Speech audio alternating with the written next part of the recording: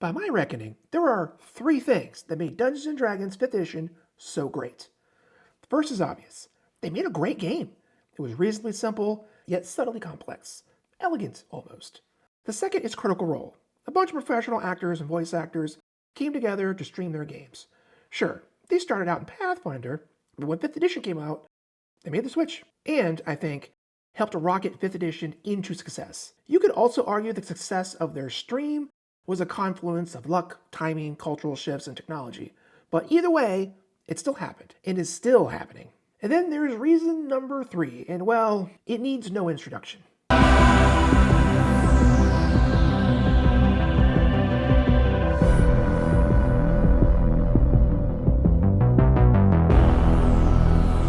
can't say what effect Stranger Things had on D&D sales, but I imagine it introduced a whole new generation while simultaneously stoking that nostalgia in the older generations. And WotC isn't unaware of that fact. They have put out plenty of joint Stranger Things and D&D products. And since the new and final season of Stranger Things is releasing in, like, 2 days, I thought we'd review the latest Stranger Things entry into the world of D&D. This is Welcome to the Hellfire Club box set, featuring everyone's favorite DM, Eddie Munson. And I swear, the underrated thing about Stranger Things is how they take unlikable characters and make you love them. That's a hard thing to do. This retails for $49.99, and you can find it at gaming stores and online, Amazon, and places like that, where I think it's actually on sale. It's a bit more expensive than some of their other box sets. The original starter set went for like $20, maybe, and the Storm Wreck Isle went for about the same. Having said that, this set contains a lot more material than those did, so the price really isn't that bad. We'll talk about what's in this in a second. The theme of this box set is that Eddie, the Stranger Things character, has set aside his notes and his DM and campaign materials to pass on to Dustin after when he thinks he's going to graduate from high school. We know that isn't how his story ends, but go watch the show if you want to learn more about that. So that is how the box set is presented. Eddie thinks he's graduating and is turning over all his Dungeon Master material to Dustin so that he can take over as the new DM for the Hellfire Club. Sprinkled throughout the different manuals are Eddie's notes on how certain things should work. We would call them developer's notes. And there's also notes to Dustin with positive affirmations and funny little pieces of advice. It's really quite nice, and they did a good job capturing Eddie's voice in these notes. A+ to them. So what's in the box? First, there's this heartwarming and somehow really sad picture of the Hellfire Club with a nice note on the back from Eddie to Dustin about the purpose of the box. A read-me first quick start guide with basic instructions on what's in the box and what to do with it, a play guide with a cut-down set of rules for playing the game, sort of a minis player's handbook, a self-contained level 1 adventure, a level 2 adventure, and 2 level 3 adventures. They are done in the style of 2nd edition adventure pamphlets, weathering and all. 4 player handouts for the various adventures, things like a devil's contract or a missing persons notice. They are also color-coded for the adventure that they appear in. The one with the blue border goes with the blue-colored adventure booklet, and the orange missing persons picture goes with the orange adventure booklet, so on and so forth. There are 15 pre-made character sheets. It's really just 5 characters with builds for level 1, 2, and 3. So you don't have to do the leveling yourself, you just pull out the next level sheet. There are 2 grid line maps, also color-coded for their associated adventures, as well as a map of the area, Grey Hawkins, get it, with a reverse poster. 2 punch-out token sheets for all the monsters in the adventure, as well as 5 pre-made characters, their little standees. They're black and white and the art is very nice. This DM screen is pretty nice and sturdy with cool art on one side, and on the other, it has the Grey Hawkins map as well as some basic rule tips. Might be a little on the short side though. And then there's a capture tray that has a set of dice, spell cards, magic item cards, a notepad for combat tracking, and monster stat cards. So let's talk about some of this stuff in more detail. The pre-made characters are 1 front and back page. There's an elven assassin rogue, a dwarven war domain cleric, a human champion fighter, a halfling oath of the devotion paladin, and a human evoker. And these aren't simply random generated characters. These are the D&D characters that the Stranger Things characters are playing in Eddie's game in the final battle against Vecna. The characters are named like Nog the Dwarf or Lady Applejack. They have artwork, and the character sheets tell you which Stranger Things characters they belong to. Like the wizard, Will the Wise, belongs to Will. The play guide has a good diagram explaining the different parts of the character sheets and what they're for.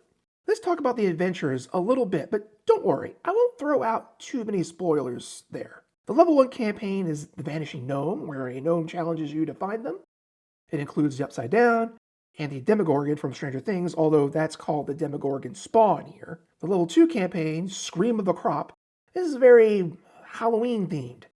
It involves the classic plot of Rescue the Farmer's Daughter, and it involves demo dogs. The first level 3 campaign, Ballad of the Ratcatcher, essentially has us facing the Pied Piper, but also featuring the demo bats, which are shockingly horrible in this game.